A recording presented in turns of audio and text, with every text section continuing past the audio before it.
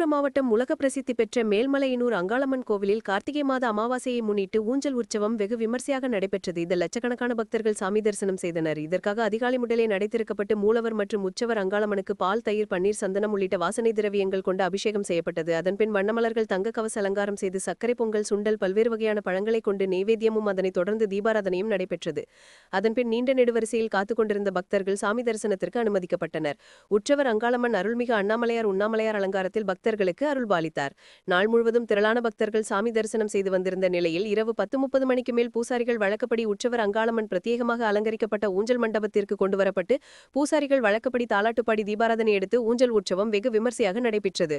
இந்து சமய அறநிலையத்துறை மற்றும் கோவில் நிர்வாகம் சார்பில் கூட்ட நெரிசலை தவிர்க்க தடுப்பணைகள் மற்றும் 600க்கும் மேற்பட்ட காவலர்கள் பாதுகாப்பு பணியில் ஈடுபட்டனர்.